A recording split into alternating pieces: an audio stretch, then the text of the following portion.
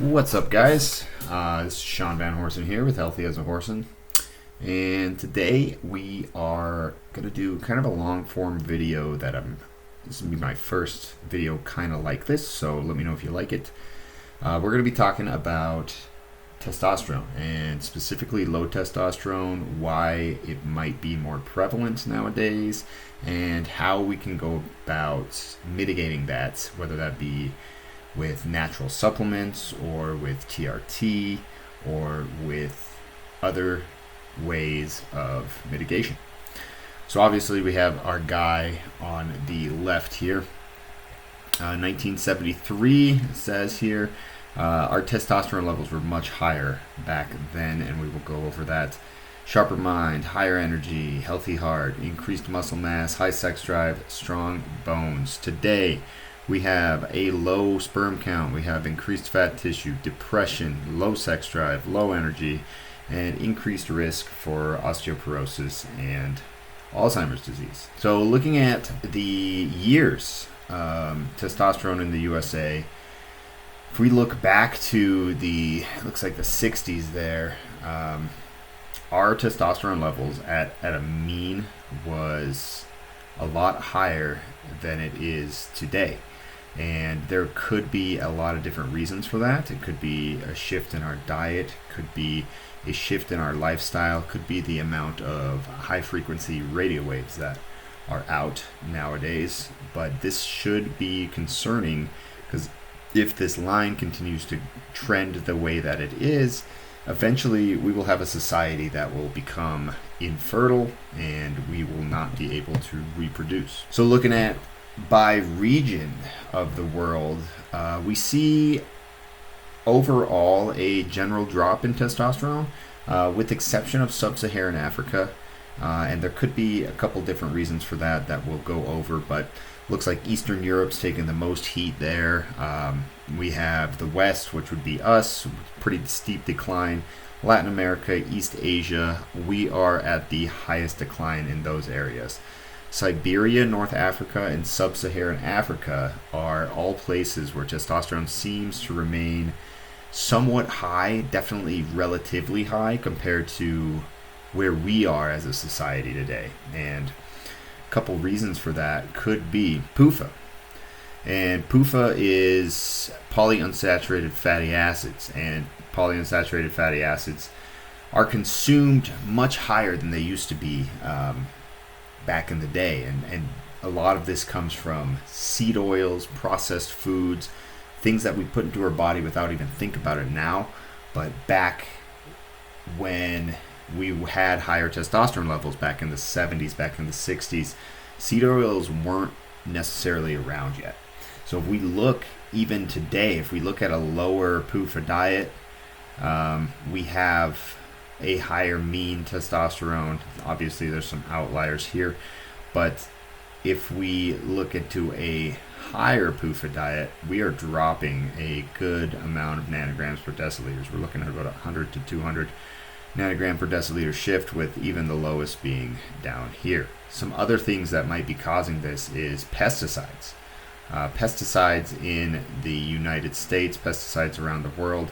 If we look at countries around cornfields in the United States, and we look at their testosterone levels, we see that the closer, what percent of country is in that cornfield, so how much of that country is in a cornfield, we see lower testosterone levels. So obviously we have Auburn, Alabama up here, not too many cornfields down there, not too many pesticides used. And then we have Sioux Falls, South Dakota down here, which is very heavy in corn, very heavy in agriculture. So let's take a look at other things that could be affecting our testosterone daily. And these are things that we use daily, so it shouldn't be taken lightly as things to, just write off. These are things that you should definitely think about. If we are using plastic to warm up our food daily, if we're using soaps with I don't even know how to say that word, phthalates, if we're using, deodorants, wearing certain clothes that might wear off as we are active and sweat into them. They will raise our estrogen levels, lower our testosterone levels, and therefore throw our hormone system out of balance. So down here we can see that studies show testosterone production in animals and reduce fertility in damaged sperm in humans. If we want to avoid these, we want to avoid PVC curtains, so your shower curtains, that sort of stuff. Eat less processed packaged food. This is something that we all can do. Obviously, you want to be hygienic, you want to have a clean house, but something that we can all do is we can eat less packaged processed foods. Those foods that sit in the plastic containers for who knows how long in the stores are just getting phthalates on them through basically osmosis of just being in that container. When you warm it up in that container, those plastics will warm up, those plastics will get into the food, and then you're putting that in your body. That's not going to be good for our hormone health. Something that I've done lately in the past year is remove all of the phthalate and paraben products that I use for grooming, so shampoos, body washes, deodorants. Look for paraben-free, phthalate-free alternatives to those natural products that you know don't have these plastics that are getting into your system and harming you. Other ways to minimize testosterone damage would definitely be using these methods listed here. Infrared saunas have been shown to disrupt some of the plastic chemicals that we get into our body and reset our hormonal system, raise testosterone that way. Liver detoxifying supplements such as NAC, glutathione, glycine, and milk thistle. I would also throw in TUDCA in there. All good things to help detoxify that liver, help make its process of getting rid of those phthalates and those parabens easier. And then down here we have vitamin B complex, especially if you are working near toxic chemicals. Vitamin B has all B vitamins that are associated either phase 1 or phase 2 detox reactions. Vitamin B is just overall going to be good for you in a performance standpoint too, and I highly recommend all athletes will take vitamin B. So another thing that we can look out for is BPAs, and this is something that we've known about for a while. You'll see a lot of water bottles say BPA free. This is bisphenol A. It's an anti-androgen, binds to testosterone and affects how it functions in the body. It lowers your sperm count, hampers sperm production, so again, fertility becomes an issue if we're using a lot of BPA products. As we can see, it's found in a lot of just disturbing things: food containers, baby bottles, water pipes, dental implants, optical lenses, water storage tanks, lining of aluminum cans, receipts printed in thermal paper. So BPAs are used in a lot of different things. So obviously some of these things we can't necessarily control unless you're building your own house. You can't really have BPA and BPA-free water pipes. You can't have a say in that if you're buying an older house. Dental sealants, I guess you could request that from your dentist. Water storage tanks, again, that's not really something that you can control unless you have the money to invest in a new storage tank. But we can, drink less out of aluminum cans. We can not use food containers that have BPA, and especially our baby bottles. We don't want to affect our baby's growth and how they develop due to chemicals that we are inadvertently giving them, not on purpose, but just not doing what we can to keep our babies as healthy and as developmentally sound as possible. So to avoid it, we can, swap our plastic water bottles. Like I said, use Tupperwares that are BPA free if we need to use plastic. Honestly, glass Tupperwares are kind of the way to go if you're going to be the kind of person who meal preps a lot. Glass Tupperwares might be a better option for you. So don't use plastics in your microwave ever. This is something that we can control 100%. We can use something like a ceramic bowl or a plate to warm something up. You can warm stuff up on your stove in a pan, but you got to watch out for what is coating that nonstick pan as well. So just be aware that BPA is in a lot of things that we use in our kitchen, and it is something that we want to try to get rid of and mitigate as much as we can. So I mentioned this a little bit when we were talking about phthalates, parabens. And parabens and phthalates kind of go hand in hand here. They are antimicrobial preservative properties. Parabens are found in many personal care products as also as food preservatives to help mitigate the growth of harmful mold and bacteria. Something that we find parabens in a lot is our hand soap, our body lotion, shampoo, conditioner, facial lotion, toothpaste, sunscreen, pharmaceuticals, and beverages.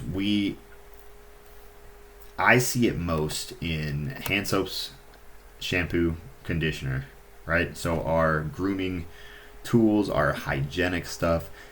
If you are someone who has low testosterone or is experiencing some side effects of that, change out your soaps, your shampoos, your conditioners, your lotions for paraben-free alternatives. They make plenty of natural ones on the market, and see how your energy, see how your health is affected by that. Obviously, it says here, read the labels. Avoid methyl ethyl propyl, butyl or benzyl ingredients, and there are a lot of these in our soaps. So just be aware of that. So some things that we can do to help with production of testosterone, because obviously not all of this is avoidable. We can look into supplements that help us with our testosterone, and one of those that has helped me tremendously is maca. And maca is a nut. It is just ground up powder most of the time, and you take it. I take 3 grams every day with my greens shake, and it does a lot of things for you. It increases your fertility. It shows to have boost energy and vitality, increases performance, and it increases your libido as well. So these are all things that men are after. It is very cheap at the stores. You can get like a month's worth for $12 to $15 depending on where you're getting it from, and it has 100% made a difference in my diet and my life. So maca is what it's called, and this is what it looks like when it's not ground up. Check it out. It's got a really nutty taste, so I tend to mix it with my oatmeal or my greens drink in the morning. And zinc. So zinc is something that we hear a lot about, especially lately if you're got your finger on the Men's Health Pulse. A lot of people have a zinc deficiency. So when we are talking about zinc, we want to make sure that we are getting enough zinc in our diet. Zinc is in a lot of our protein sources, so you can look into those, or you can just supplement your zinc. Taking 11 milligrams a day is going to do quite a bit for you. Anything from, I've seen zinc supplements anywhere from 10 to 50 milligrams in pill form. So pick what one makes the most sense for you. And lastly here we have ashwagandha. Ashwagandha, again, something I take daily before I go to bed. It has just shown that it helps with your hormonal balance. We could see here it says in a double-blind study there were significant improvements in muscle strength. We also saw a large increase. So we saw a 15 to 18% increase in DHEA, which is an upstream hormone of testosterone. So this will break down into other hormones, but it breaks down into testosterone a lot of the time. So taking ashwagandha actually does have good sources and proof behind it. I hope this information has been somewhat helpful or informative to you guys. If you want more long form content like this, let me know. I'm happy to do it. It takes a little bit more time out of my day, so if this does well, I'm happy to do it. If it doesn't, it might be a while before I do another one, because I do have to deep dive into these a bit. So Let me know what you would like for me to talk about next. I'm happy to go into anything men's health, bodybuilding, or low testosterone related. And hope you have a good rest of your day.